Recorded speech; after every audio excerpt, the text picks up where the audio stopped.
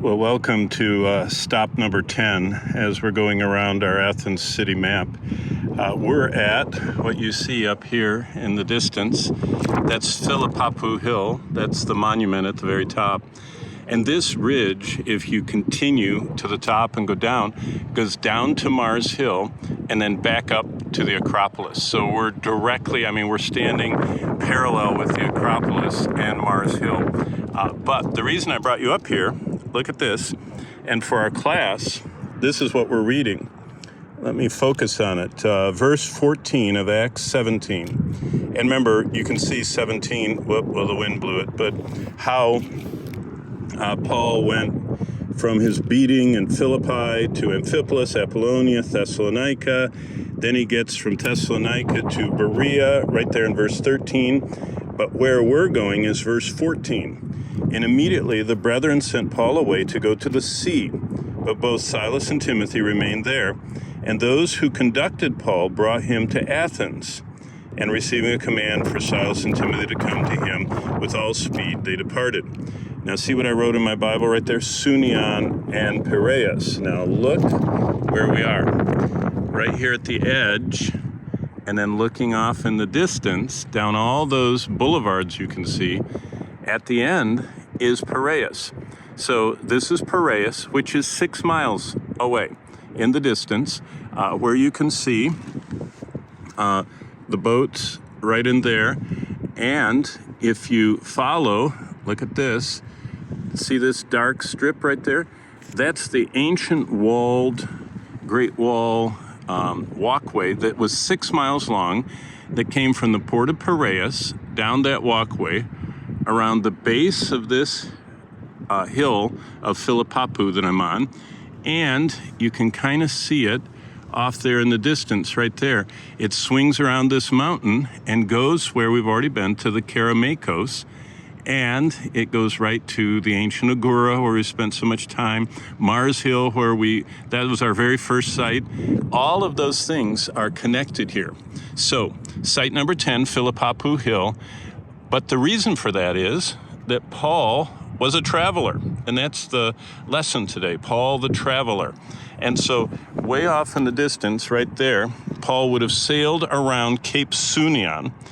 And as he sailed around, he would have seen the temple to Poseidon, because the boats always went near there, kind of honor Poseidon. And Paul would have sailed from Berea around Sunion to right there, to the port of Piraeus. He would have followed right there, that walkway, the 6 mile long walled passageway that took people from Piraeus up, around, through the Keramakos, through the Sacred Way, up through the Diplion, you remember all those lessons, and up into the ancient Agora, and on into the Roman Agora, and to Mars Hill, and at the far end, to the Temple of Zeus. But here we are at Filipappou Hill. To remember, Paul the traveler, he traveled 15,000 miles, either walking or sailing treacherous seas. And why did he do that?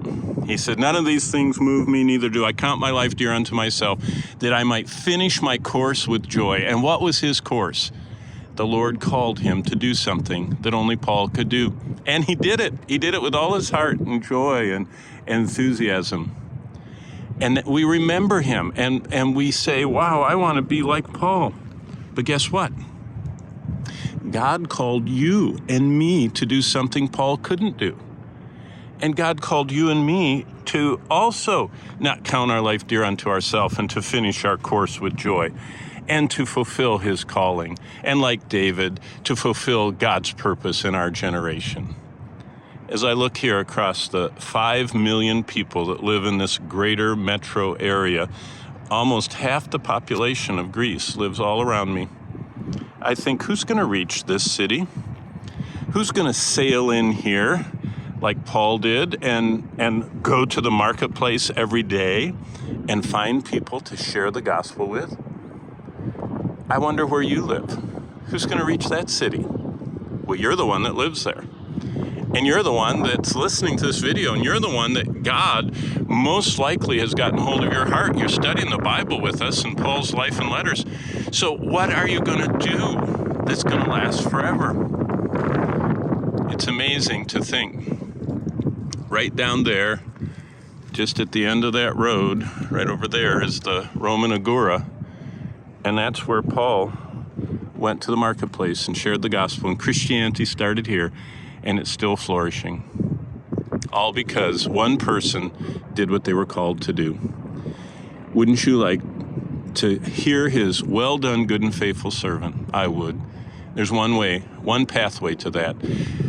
Do what he called you to do. He gifted and called and designed you to do something no one else can do, and just do it with all your heart for the glory of God.